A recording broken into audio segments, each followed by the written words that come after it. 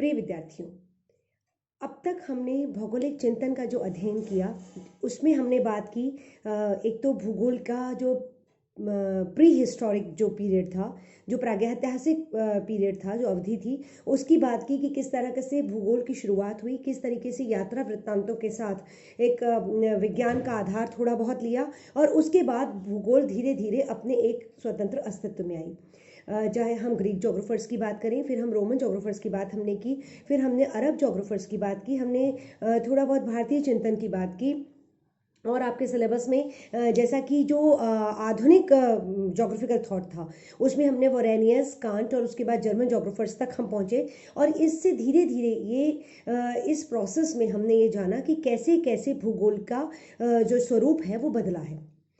भूगोल एक विषय के रूप में किस प्रकार से स्थापित हुई है, किस प्रकार से भूगोल का स्फीयर बदला है, भूगोल का विषय क्षेत्र बदला है।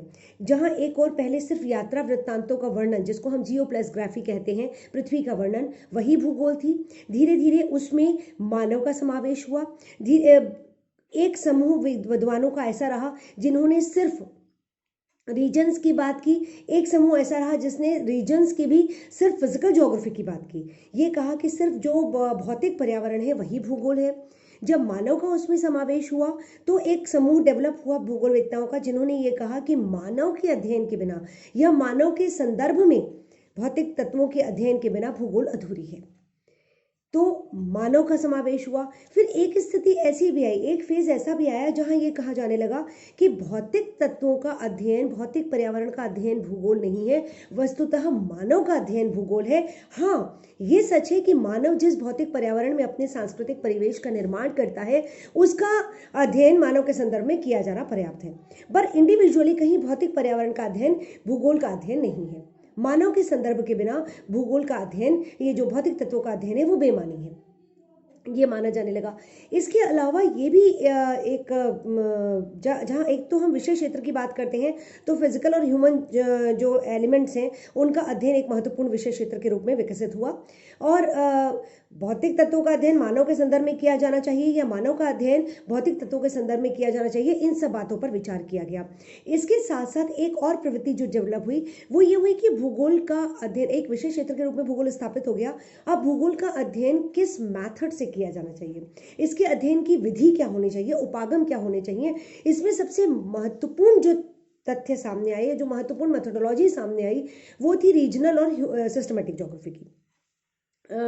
बहुत सारे विद्वान ये मानते रहे कि अलग अलग प्रदेशों का अध्ययन किया जाना सबसे ज़्यादा इम्पॉर्टेंट हिस्सा है भूगोल का, क्योंकि एक प्रदेश के जब हम सारे तत्वों का अध्ययन करते हैं, एक प्रदेश की हमने फिजियोग्राफी का अध्ययन किया, फिर हमने उसका क्लाइमेट का अध्ययन किया, फिर हमने उसकी वनस्पति प्रवाह तंत्र, वहाँ की रिसोर्सेज और फिर तत्पश्चात वहाँ पर डेवलप जो इकोनॉमिक एक्टिविटीज़ हैं उन रिसोर्सेज के दोहन के साथ उनका अध्ययन करते हुए हम सांस्कृतिक पर्यावरण के अध्ययन तक पहुँचे।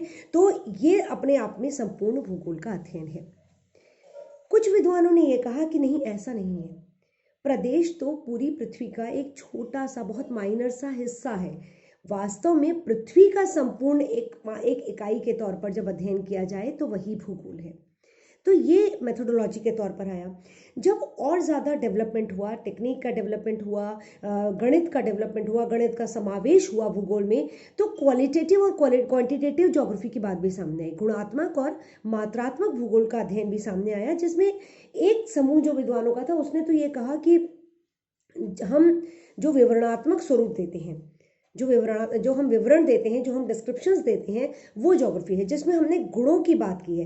किसी प्रदेश में ये इतना मिलता है, ये इतना मिलता है, इतनी ऐसी फसल है, ऐसी इकोनॉमी है, ऐसा पर्यावरण है, ऐसा क्लाइमेट है, ये सारी चीज़ें इंपॉर्टेंट होती हैं। लेकिन जो आधुनिक भूगोलवेत्ता हुए, समय के साथ जब भूगोल ने विकास किया, ये कहना चाहिए कि विज्ञान की समस्त शाखाओं में विकास हुआ, तो ये बात कही जाने लगी कि नहीं, अगर हम इस गुणात्मक भूगोल में मात्राओं का समावेश कर देंगे, गणित का समावेश कर देंगे, तो ये बहुत ऑथेंटिक हो जाएगा। इसको हम गणितीय नियमों के द्वारा सत्यापित कर सकेंगे। अगर हम कहते हैं कि ये विश्व के सर्वाधिक वर्षा वाले क्षेत्र हैं, तो हमें वर्षा की मात्रा का भी पता होना चाहिए, किन क्षेत्रों में किस समय में, वर्ष के किस समय में किस मानसून या किन हवाओं के द्वारा वर्षा होती है और कितनी होती है, तब हम उसका एनालिसिस कर सकते हैं। तब हम वस्तु स्थिति को ऑथेंटिसिटी से बिल्कुल सत्यापित करते हुए उसको प्रस्तुत कर सकते हैं। तो ये भूगोल के अध्ययन में बहुत महत्वपूर्ण है। क्वांटिटेटिव मेथड बहुत महत्वपूर्ण है। फिर भी कुछ विद्वान ये मानते रहे कि नहीं, क्वांटिटेटिव मेथड्स का सहारा लेना चाहिए, गणित का सहारा लेना चाहिए, लेकिन इसके बावजूद ये अपने आप में सही नहीं है कि हम सिर्फ मात्राओं में, हम सिर्फ आंकड़ों में उलझ कर रह जाएं। भूगोल की आत्मा आंकड़ा नहीं है, क्योंकि भूगोल की आत्मा या तो फिजिकल एनवायरनमेंट है या ह्यूमन एनवायरनमेंट है, और ना तो फिजिकल एनवायरनमेंट प्रोडिक्टेबल होता है। हम बहुत तरक्की कर लें, इसके बावजूद हम हर फिजिकल एक्टिविटी, हर क्लाइमेटिक एक्टिविटी का पूर्वानुमान नहीं लगा सकते, हर जियोलॉजिकल एक्टिविटी का पूर्वानुमान नहीं लगा सकते। ऐसे ही क्योंकि मानव अनप्रोडिक्टेबल है, मानव स्वभाव का अनुमान ही लगाया जा सकता है, निश्चितता के तौर पर कुछ नहीं कहा जा सकता। इसीलिए कहीं भी गणित फिजिकल एनवायरनमेंट और ह्यूमन जो कल्चरल एनवायरनमेंट है उसको कहीं भी सत्यापित नहीं कर सकती है। गणित सिर्फ उसको सहारा दे सकती है, पर अकेले गणितीय विधियों के आधार पर उसका अध्ययन अपने आप में सही नहीं है। जब हम आप लोग के अभी तो इसमें नहीं है, आप अगर जब इकोनॉमिक ज्योग्राफी पढ़ेंगे या प्रीवियस में जब इकोनॉमिक ज्योग्राफी का जो पेपर होता है उसमें हम डिसीजन मेकिंग प्रोसेस पढ़ते हैं, निर्णय निर्माण प्रक्रिया। उसमें ये बात बिल्कुल जाहिर होती है कि निर्णय जब लिया जाता है किसी भी इकोनॉमिक एक्टिविटी के संदर्भ में, तो बिल्कुल प्रॉफिट और लॉस के हिसाब से लिया जाता है कि किस एक्टिविटी को कितना करने पर प्रॉफिट होगा और किस नहीं करने पर लॉस होगा। लेकिन प्रैक्टिकली निर्णय लेने में बहुत सारे फैक्टर्स रिस्पॉन्सिबल होते हैं। मनुष्य के अपना व्यक्तित्व, मनुष्य का अपना स्वभाव, मनुष्य की अपनी रुचियाँ, अपनी प्राथमिकताएं, अपना सांस्कृतिक परिवेश, अपनी साइकोलॉजी, ये सब कुछ उस पर इम्पैक्ट डालता है। सिर्फ आंकड़े उसका निर्णय करने में योगदान नहीं देते हैं। वो सहयोगी जरूर होते हैं, लेकिन वो कहीं भी पूरी तरीके से रिस्पॉन्सिबल नहीं होते या पूरी तरीके से आधार नहीं देते कि इस आधार पर निर्णय कर लिया जाए किसी इकोनॉमिक एक्टिविटी का। हालांकि इकोनॉमिक एक्टिविटी है, आर्थिक क्रिया है, लेकिन इसके बावजूद लाभ और हानि के आंकड़े अकेला तत्व नहीं होते जो कि उस निर्णय तक पहुंचने में मदद करते हैं। इसका मतलब यह है कि अकेली क्वांटिटेटिव जो मैथड्स हैं वो ज्योग्राफी का अध्ययन नहीं कर सकते, परिपूर्ण अध्ययन नहीं कर सकते।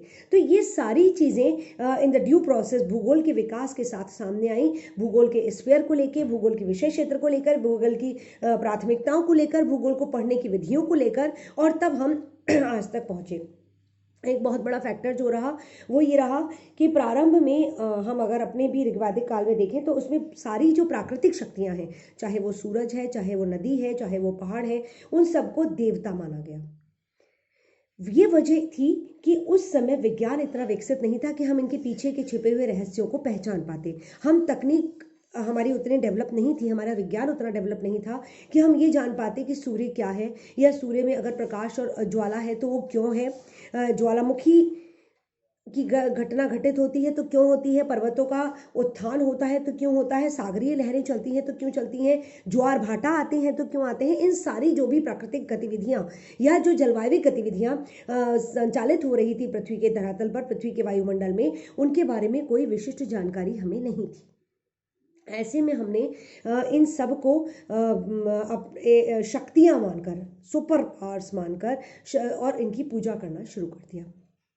और हमने जब इन्हीं के बारे में जानना शुरू किया, उस समय क्योंकि सांस्कृतिक पर्यावरण बहुत पैचेस में डेवलप था, बहुत ज़्यादा डेवलप नहीं था, तो हमने ये माना कि भूगोल, और क्योंकि इन्हीं को समझने में लगे हुए थे, हम इन्हीं प्राकृतिक तत्वों को समझने में हम लगे हुए थे, तो ऐसे में हमने ये माना कि प्राकृतिक तत्वों का अध्ययन ही या भौतिक तत्वों का अध्ययन ही वस्तुतः भूगोल का प्रमुख विषय क्षेत्र है।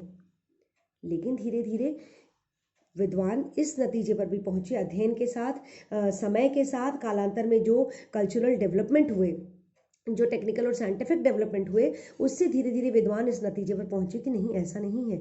अगर हम सिर्फ भूगोल का भौतिक तत्वों के रूप में अध्ययन करते हैं तो बेमानी है। कहीं पर अगर जंगल उग रहे हैं या कहीं पर अगर भूकंप आ रहा है, अगर वो हमें अफेक्ट नहीं कर रहा है या हमारा उससे कोई लेना देना नहीं है, ना हमें प्रभावित कर रहा है, ना हम उसको प्रभावित कर रहे हैं, ना उससे कोई और इम्पैक्ट हमारे जीवन पर आ रहा है, हमारे लाइफस्टाइल पर आ रहा है, तो उसका अध्ययन करने की ज़रूरत ही क्या है। ठीक है, उसका सिर्फ हमने देख लिया कि यहाँ आता है, पर वो उससे ज़्यादा प्रभाव नहीं रखता हमारे जीवन में। तो इसीलिए मानव के संदर्भ में भौतिक पर्यावरण का अध्ययन ज़रूरी है। धीरे धीरे ये अवधारणा इतनी प्रबल होती गई जर्मन और उसके बाद फ्रेंच जोग्राफर्स तक आते आते कि ये कहा जाने लगा कि वस्तुतः प्रकृति तो मानव के लिए ही बनी है। तो पहला वाला जो भाव था वो था नियतिवाद, जिसमें प्रकृति को सर्वे सर्वा माना गया, मनुष्य उसके अनुसार ही काम करता है। आज भी ये बात सच है कि जहाँ जो रिसोर्सेस मिलते हैं हम इकोनॉमिक एक्टिविटी उसी तरह की डेवलप करते हैं। तो विद्वानों का एक समूह ये मानने लगा कि प्रकृति डिसाइड करती है कि मनुष्य कहाँ पर कैसे रहेगा और कौन सी गतिविधियां करेगा, कैसा उसका जीवन यापन का तरीका होगा और कैसा वो सांस्कृतिक पर्यावरण डेवलप करेगा। एक दूसरा समूह विद्वानों का आया जिन्होंने कहा कि नहीं, ऐसा नहीं है, मानव जो है वो अपने आप में सर्वशक्तिमान है, प्रकृति मानव के लिए बनी है, मानव उसका मालिक है, मानव डिसाइड करेगा कि प्रकृति द्वारा प्रदत्त कौन सी चीज को, या प्रकृति द्वारा प्रस्तुत, नॉट एग्जैक्टली प्रदत्त, दिया हुआ तो है ही नहीं क्योंकि मानव शक्तिशाली है, प्रकृति द्वारा प्रस्तुत कौन सी चीज को मनुष्य किस तरीके से यूज करेगा। तो ये मानव का अपना डिस्क्रिप्शन है, मानव शक्तिशाली है। तो यहाँ से नियतिवाद और संभववाद की अवधारणाएं सामने आई। तो ये सारा कुछ कहने का मतलब ये कि ये बहुत सारी विचारधाराएं भूगोल के प्रारंभ से लेके और अब तक चलती आ रही हैं भौगोलिक क्षेत्र में, भौगोलिक चिंतन के क्षेत्र में, और इन सब ने भूगोल को एक विषय के रूप में डेवलप करने में अपना अपना योगदान दिया है। हम आपके सिलेबस में जो 3-4 डायकोटोमीज हैं, इसको हम द्वैतवाद कहते हैं, उनके बारे में हम बात करेंगे। और एक एक करके जो 4 डायकोटोमीज आपके सिलेबस में दी हुई हैं, हम एक एक करके उनको डिस्कस करेंगे। इनमें जो सबसे प्रमुख डायकोटोमीज रही हैं, एक तो है डिटर्मिनिज्म वर्सेस पॉसिबिलिज्म, नियतिवाद बनाम संभववाद। जैसा कि मैंने कहा, नियतिवाद, नियति सब कुछ है, प्रकृति सर्वश्रेष्ठ है, और संभववादियों ने यह कहा कि मनुष्य के लिए सब कुछ संभव है, प्रकृति मनुष्य की दास है। ये तो बेसिक कंसेप्ट हुआ नियतिवाद और संभववाद का। इसको हम आगे डिटेल में पढ़ेंगे, बहुत इंपॉर्टेंट टॉपिक है आपके सिलेबस के हिसाब से, आपके एग्जामिनेशन के हिसाब से और भूगोल के अध्ययन के हिसाब से भी। भूगोल के विद्यार्थी होने के नाते हम नियतिवाद और संभववाद को अगर नहीं समझ पाते तो हम भूगोल का अध्ययन नहीं कर सकते। इसके बाद आया जर्नल वर्सेस सिस्टमैटिक ज्योग्राफी। हालांकि बहुत लंबे समय से, जब से भूगोल की शुरुआत हुई है तब से ये द्वैतवाद चलता चला आ रहा है कि कुछ विद्वान मानते हैं कि पृथ्वी एक इकाई मानकर पृथ्वी का अध्ययन किया जाना चाहिए, और कुछ विद्वान मानते हैं कि प्रदेशों का इंडिविजुअल अध्ययन होना चाहिए। ये हुआ व्यवस्थित बनाम प्रादेशिक भूगोल। ये भूगोल को पढ़ने की मेथोडोलॉजी के संदर्भ में द्वैतवाद है। तीसरा द्वैतवाद आया फिजिकल वर्सेस ह्यूमन ज्योग्राफी। एक वर्ग ये मानने लगा कि यह मानता रहा है, आज भी मानता है, भूगोलवेत्ताओं का एक वर्ग ये मानता है कि फिजिकल ज्योग्राफी अपने आप में ज्योग्राफी की आत्मा है। अगर हम भौगोलिक पर्यावरण, भौतिक पर्यावरण का अध्ययन नहीं करते हैं, अगर हम जियोमॉर्फोलॉजी, क्लाइमेटोलॉजी और ओशनोग्राफी नहीं पढ़ते, उसकी गहराई में नहीं जाते, तो भूगोल का अध्ययन बेमानी है। दूसरा वर्ग ये मानने लगा कि नहीं, ऐसा नहीं है, ये सब तो जो पर्यावरण है, जो भौगोलिक पर्यावरण है, वो तो सिर्फ एक आधार देता है, एक ग्राउंडिंग देता है, एक बेस देता है, और उस पर मानव अपनी विभिन्न गतिविधियों के द्वारा कल्चरल एनवायरनमेंट का विकास करता है। और ये जो सांस्कृतिक पर्यावरण का विकास है, ये मनुष्य की विविध रूपी गतिविधियों को इंगित करता है, और वस्तुतः यही भूगोल की आत्मा है। मानव भूगोल की शाखाओं के रूप में आर्थिक भूगोल, सांस्कृतिक भूगोल, transportation geography, population geography, political geography, ये सारी ब्रांचेस डेवलप हुई।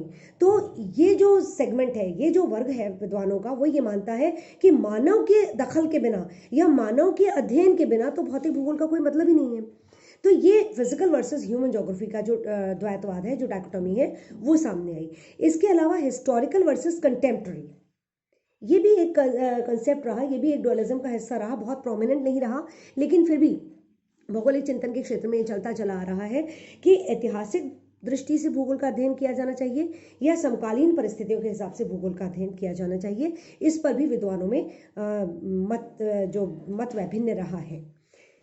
एक, जैसा कि मैंने पहले कहा, क्वालिटेटिव वर्सेस क्वांटिटेटिव ज्योग्राफी, मात्रात्मक बनाम गुणात्मक भूगोल जो है वो भी चर्चा का विषय रही, और विद्वानों के बीच में उसको लेकर अभी भी मत वैभिन्न रहता है, द्वैतवाद चलता है। तो ये सारा भौगोलिक चिंतन का स्वरूप है, जो जिसके हम कहेंगे कि इन सारे स्टेप से गुजरकर, इन सारे सोपानों से गुजरकर भूगोल अपने वास्तविक स्वरूप में आया है, और किस तरीके से इन द्वैतवादी जो अवधारणाएं हैं, जो द्वैतवाद की दोनों अवधारणाएं हैं, उन अवधारणाओं का विकास कैसे हुआ और कैसे एक दूसरे पे वो उन्होंने हावी होने की कोशिश की, या कैसे एक दूसरे को उन्होंने काउंटर करने की कोशिश की, एक दूसरे का प्रतिकार करने की कोशिश की, किन विद्वानों ने किस अवधारणा का समर्थन किया और किन विद्वानों ने किस अवधारणा को डेवलप करने में मदद की, इस सारी चर्चा को हम एक एक डायकोटॉमी कर अगले लेक्चर्स में अध्ययन करेंगे।